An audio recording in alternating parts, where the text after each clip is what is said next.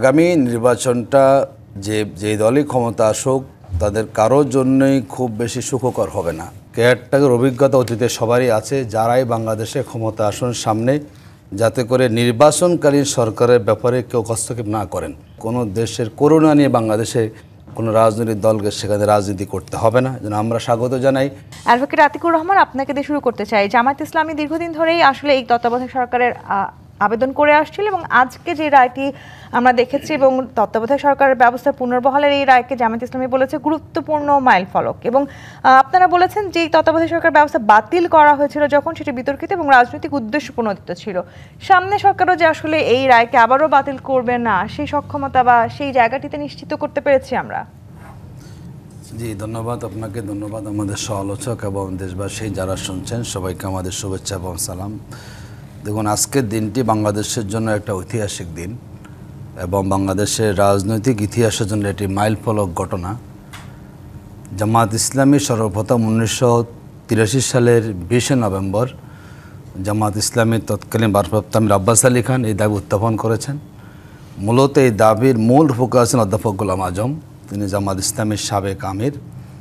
এবং জামায়াত ইসলামী যে দাবি উপস্থাপন করেছিল, আজ 41 বছর পরে এসেও নানা চড়াই উত্তরায় পেরিয়ে সেই দাবির পক্ষেই গোটা জাতি আজকে ঐক্যবদ্ধ। এবং এই রায়ের মধ্যে দিয়ে আমরা মনে করি বাংলাদেশের মানুষের মধ্যে একটা আস্থা তৈরি হয়েছে।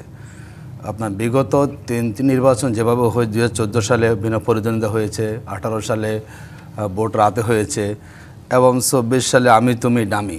আশা করি এই রায়ের মধ্যে দিয়ে বাংলাদেশের নির্বাচনকালীন যেই অব্যবস্থাপনা আমরা দেখেছি এটির অবসান ঘটবে এবং যারাই বাংলাদেশের ক্ষমতা আসুন, আমরা দেখেছি 1996 সালে বলা যায় তৎকালীন বিএনপি বাধ্য হয়েছিল এই কেয়ারটেকার সরকার মেনে নিতে এবং তারাও যখন ক্ষমতা এসেছেন শাহাবুদ্দিন সরকারের সময়ে একটা নিরপেক্ষ সরকারের মধ্যে দিয়ে আমরা দেখলাম যে সেই সময়ে তাদেরকে আবার এই সরকারের দাবি মানাতে 172 দিন হরতাল করতে হয়েছে।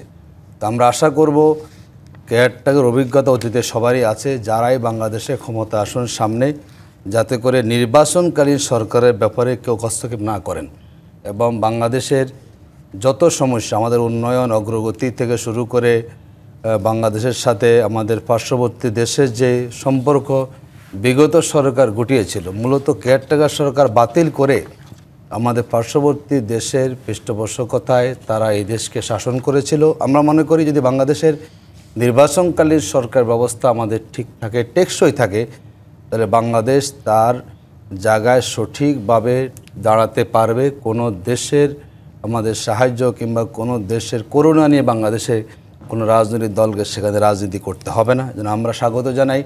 আমরা আদালতের প্রতি আমাদের কৃতজ্ঞতা যে আদালত জনগণের প্রত্যাশা পূরণ করেছেন এবং এর মধ্যে দিয়ে আমরা মনে করি জনগণ তার ভোটাধিকার, যেটি বিগত 3টি নির্বাচনে জনগণ পায়নি, আশা করি এর মধ্যে দিয়ে আমাদের ভোটাধিকার হরণ থেকে আমরা রক্ষা পাবো এবং টেকসই এটা গণতন্ত্রের দিকে বাংলাদেশ ধাবিত হবে।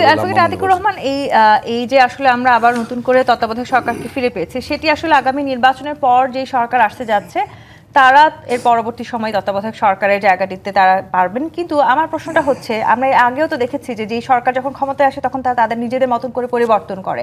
এই শেখ হাসিনার আমলেও কিন্তু আমরা সেই উদাহরণটি দেখেছি। সামনে আসলে যেই সরকার আসতে যাচ্ছে তারা যাতে পরিবর্তন করতে না পারেন সেরকম কোনো সক্ষমতা জায়গাটি কি আমরা আসলে তৈরি করতে পারলাম কিনা? দেখুন, আগামী নির্বাচনটা যে দলই ক্ষমতা আসুক তাদের কারোর জন্যই খুব বেশি সুখকর হবে না, কারণ একটা বিপ্লব মধ্যে দিয়ে আমাদের একটা নির্বাচন হবে এবং যারাই ক্ষমতা আসবে, জুলাই সনদ আমাদের হয়েছে, গণভোট হবে এবং আমাদের রাফার হাউস ইতিমধ্যে জুলাই সনদে অন্তর্ভুক্ত হয়েছে। তো আমরা মনে করি কোনো দল অতীত থেকে অভিজ্ঞতা নিয়ে পুনরায় তারা একই জায়গায় তারা দেশকে নিয়ে যাবেন না এবং আশা করি কোনো সরকার বাংলাদেশের সামনে ফ্যাসিবাদী হাসিনা যে পতন হয়েছে, এই যে দৃষ্টান্ত বাংলাদেশের ইতিহাসে প্রথম যে একজন প্রধানমন্ত্রীর তার ফাঁসির রায় হয়েছে, আশা করি কোনো সরকার এরকম ফ্যাসিবাদী আচরণ করে আবার জনগণের ম্যান্ডেটকে তারা ছিনিয়ে নেওয়ার চেষ্টা যদি করেন কেউ, তাদেরও কিন্তু ইতিহাস থেকে একই তাদেরকে বহন করতে বলে আমি মনে করি। আমরা মনে করি যারাই ক্ষমতা আসবেন আগামী দিনে জনগণের ভোটাধিকার যে দিকটা আছে, এত ত্যাগ, এত স্যাক্রিফাইস আমাদের এত আন্দোলন, দেখুন বিএনপি কিন্তু লম্বা সময় আন্দোলন করেছে কেয়ারটেকার সরকার, আমরা রাজপথে সেখানে ছিলাম। আশা করি সবাই মতের প্রতি শ্রদ্ধা পোষণ করে আগামী দিনে যারাই ক্ষমতা আসবেন তারা পার্লামেন্ট আলাপ আলোচনা করে জুলাই সনদে যে গাইডলাইনগুলো আছে সেই গাইডলাইনের ভিত্তিতে নিরপেক্ষ সরকার করবেন। এবং কোনো সরকারই যেভাবে 2006 সালে বিএনপি তখন করেছিল বিচারপতির মেয়াদ বাড়িয়ে যে বিতর্ক তৈরি করেছিল, আশা করি কেউ এই জায়গাতে বিতর্ক সৃষ্টি না করে যার যে সঠিক প্রক্রিয়া, যদি সেই প্রক্রিয়ায় কেয়ারটেকার সরকারটা গঠিত হয়, বাংলাদেশের মানুষ স্বস্তি পাবে এবং গণতন্ত্র আমাদের মানে একটা টেকসই হবে বলে আমার সেখানে মনে অ্যাডভোকেট করছি। রেজাউল